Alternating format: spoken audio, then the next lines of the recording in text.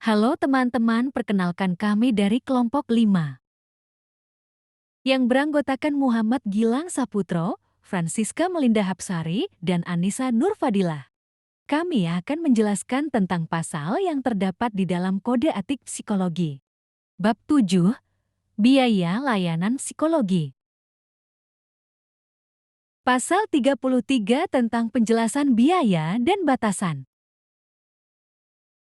Psikolog dan atau ilmuwan psikologi menjunjung tinggi profesionalitas dan senantiasa terus meningkatkan kompetensinya. Berkaitan dengan hal tersebut, psikolog dan atau ilmuwan psikologi perlu dihargai dengan imbalan sesuai profesionalitas dan kompetensinya.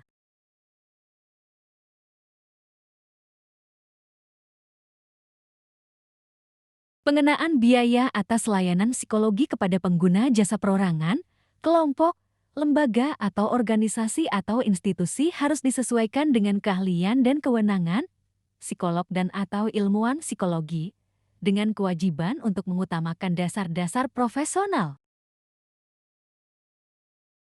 Psikolog dan atau ilmuwan psikologi pada saat awal sebelum kontrak layanan dilakukan, perlu menjelaskan kepada pengguna layanan psikologi secara rinci hak dan kewajiban masing-masing pihak termasuk biaya layanan psikologi yang disediakannya, sesuai kompetensi keilmuan dan profesional yang dimiliki, dalam cakupan standar yang pantas untuk masyarakat atau kelompok pengguna layanan psikologi khusus.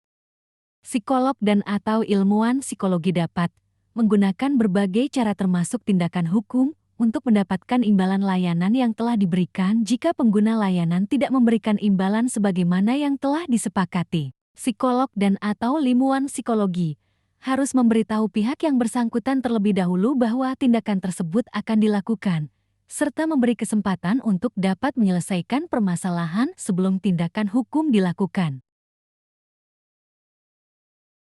Psikolog dan atau ilmuwan psikologi tidak menahan catatan yang diperlukan untuk penanganan darurat terhadap pengguna layanan psikologi, hanya atau semata-mata karena imbalan terhadap layanan psikologi yang diberikan belum diterima.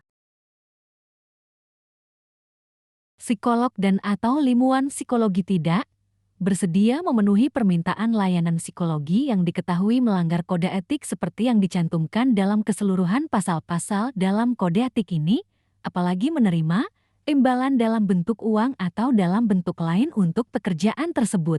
Psikolog dan atau ilmuwan psikologi sebagai bentuk kepedulian pada masyarakat dapat dan baik untuk menjalankan atau terlibat dalam aktivitas-aktivitas penyediaan layanan psikologi secara sukarela dengan tetap menjunjung tinggi profesionalitas, rujukan, dan biaya.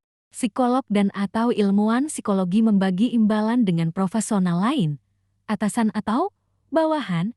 Pembayaran terhadap masing-masing harus berdasarkan layanan yang diberikan dan sudah diatur sebelum pelaksanaan layanan psikologi dilakukan. Pasal 35, keakuratan data dan laporan kepada pembayar atau sumber dana yang berisi, psikolog dan atau ilmuwan psikologi memastikan keakuratan data dan laporan, pemeriksaan, psikologi kepada pembayar layanan atau sumber dana. Pasal 36, pertukaran barter, psikolog dan atau ilmuwan psikologi dapat menerima benda atau imbalan non-uang dari pengguna layanan psikologi sebagai imbalan atas pelayanan psikologi yang diberikan hanya jika tidak bertentangan dengan kode etik dan pengaturan yang dihasilkan tidak eksploitatif. Contoh kasus. Dr. Indra adalah seorang psikolog dengan praktik swasta. Ia telah menaikkan tarif layanan tanpa memberitahu kliennya. Lantas hal ini membuat klien bernama Ser mengeluh bahwa Dr. Indra secara tidak adil menaikkan biaya layanan secara tiba-tiba tanpa memberikan penjelasan yang memadai. Alhasil Ser sebagai klien tidak punya cukup uang untuk membayar jasa konsultasi Dr. Indra karena keterbatasan ekonomi. Pertimbangan etis. Dalam hal ini, psikolog diharapkan untuk berkomunikasi secara jelas dan transparan dengan klien tentang biaya layanan mereka. Psikolog juga diharapkan untuk memperlakukan klien secara adil dan tidak mengeksploitasi situasi klien yang rentan secara finansial. Alternatif tindakan.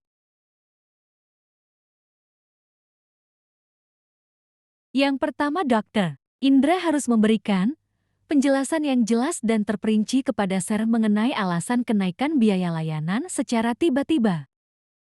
Yang kedua, jika ada alasan yang beralasan untuk kenaikan biaya, Dokter Indra harus dapat mengkomunikasikan dengan jelas kepada seller dan membahas apakah terdapat opsi pembayaran yang lebih terjangkau atau fleksibel yang dapat ditawarkan. Pertimbangan konsekuensi.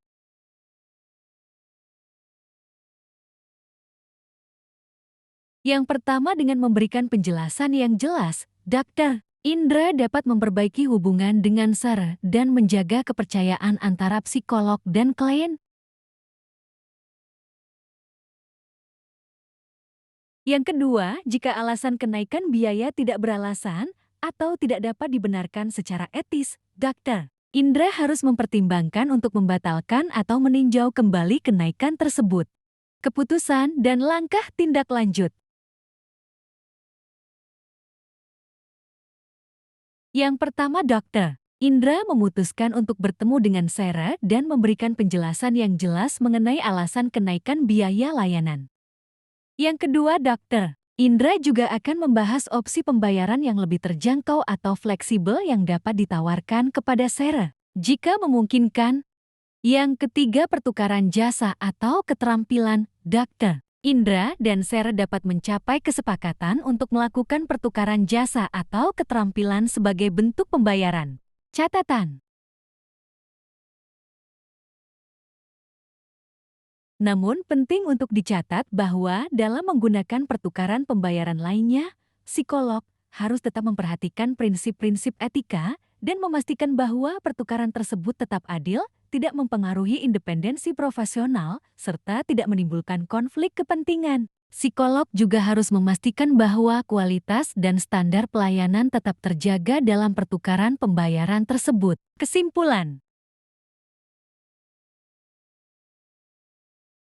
Dalam kasus ini, terdapat pelanggaran kode etik yang terjadi karena Dokter Indra menaikkan biaya layanan tanpa memberikan penjelasan yang memadai kepada Sarah. Seharusnya Dokter Indra harus memastikan bahwa mereka berkomunikasi dengan jelas dan transparan dengan klien mereka mengenai biaya layanan, serta memperlakukan klien secara adil dalam hal biaya. Dalam situasi ini, Dokter Indra mengambil langkah yaitu dengan memberikan penjelasan dan mencari opsi pembayaran yang tepat untuk mengatasi pelanggaran kode etik yang terjadi. Terima kasih.